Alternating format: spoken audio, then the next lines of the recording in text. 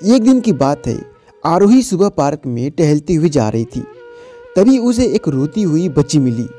आरोही ने उससे रोने का कारण पूछा तो लड़की ने बताया कि वह जिस गुड़िया के साथ खेल रही थी वह गुड़िया इसी पार्क में कहीं खो गई है।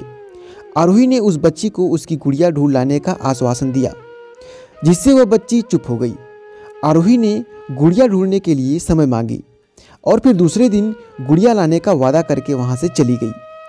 पर गुड़िया ना तो आरोही को मिली और ना ही उस बच्ची को मिली।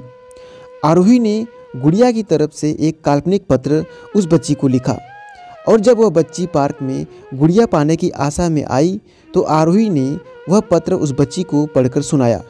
पत्र कुछ इस प्रकार था, कृपया रोना मत, मैं समय समय पर उस गुड़िया के बारे में तुम्हें लिखती रहूँगी, बस तुम रोना मत। अब आरोही रोज उस खोई हुई गुड़िया की तरफ से एक काल्पनिक पत्र लिखने लगी और लगभग रोज ही उस बच्ची को पढ़कर सुनाती, जो कि यात्रा का काल्पनिक वर्णन हुआ करता था। आरोही के इस काल्पनिक लेकिन रोचक वर्णन ने उस बच्ची को रोने नहीं दिया। वह खुशी खुशी अपनी गुड़िया की घुमक्कड़ी के किस्से सुनने लगी। अब वह खुश रहने लगी। एक दिन जब काफ़ी कहानियाँ हो गईं तो आरोही ने एक दूसरी गुड़िया उस बच्ची को लाकर दी। जाहिर है वह गुड़िया बदली हुई थी। उस बच्ची को अपनी खोई हुई पुरानी गुड़िया जैसे नहीं लगी तो वह आरोही की ओर देखने लगी। आरोही अनजान बनते हुए गुड़िया में चिपकी एक चिट्ठी को निकालती है और उसे पढ़ने लगती है। उसमें लिखा हुआ था, यह मैं ही हूँ, तुम्हारी वाली गुड़िया जो पार्क में खो गई थी। दुनिया भर की लंबी यात्रा की वजह से मैं थोड़ी बदल सी गई हूँ। बच्ची को इस गुड़िया और आरोही पर विश्वास हो गया। वह गुड़िया लेकर घर चली गई। वर्षों बाद जब वह बच्ची बड़ी हो गई तो वह एक दिन वह अपनी अलमारी में कुछ ढूंढ रही थी तो उसका ध्यान उसी गुड़िया पर गया जो आरोही ने उसे दी थी।